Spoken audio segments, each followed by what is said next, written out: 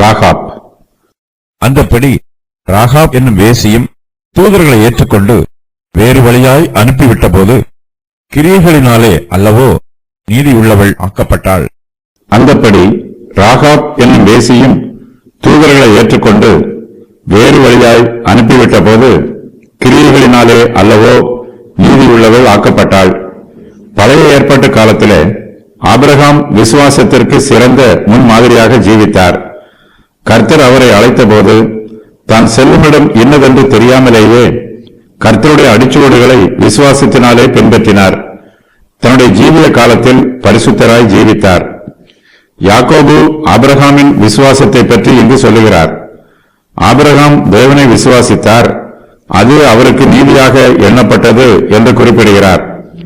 தேவனுக்கு முன்பாக அவர் பரிசுத்தமாய் ஜீவித்தார், அதனால் அவர் தேவனுடைய சிநேகிதர் என்று அழைக்கப்பட்டார். யாக்கோபு ஆபிரகாமை பற்றி சொல்லிவிட்டு ராகாபை பற்றியும் சொல்லுகிறார். ராகாப் பரிசுத்தமாய் ஜீவிக்கவில்லை, இவள் ஒரு வேசி. இவள் கிரியைகளினால் பாவம் செய்தவள். ஆனாலும் இவள் விசுவாசத்தினால் தூதர்களை ஏற்றுக்கொண்டாள். இவர்களை வேறு வழியாய் அனுப்பிவிட்டாள். இவளுடைய கிரியைகளினால் இவள் நீதி உள்ளவள் ஆக்கப்பட்டாள். நம்மிடத்தில் விசுவாசம் இருக்கும்போது அது கிரியை செய்யாமல் சும்மா இருக்காது. நம்முடைய பாவங்கள் மன்னிக்கப்படும் போது நாம் கர்த்தருக்காக எதையாவது செய்ய வேண்டும் என்று விரும்புவோம். நம்மையே தியாகம் செய்து தேவனுடைய பலிபீடத்திலே நம்மை ஜீவ பலியாக ஒப்புக் கொடுக்க முன் வருவோம். ராகாபின் பழைய ஜீவியம் பாவம் நிறைந்தது.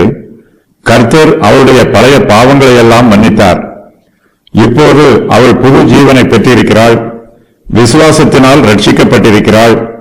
விசுவாசத்தினால் ரட்சிக்கப்பட்டாலும் தன்னுடைய ரட்சிப்பை கிரியைகளினால் வெளிப்படுத்துகிறாள்.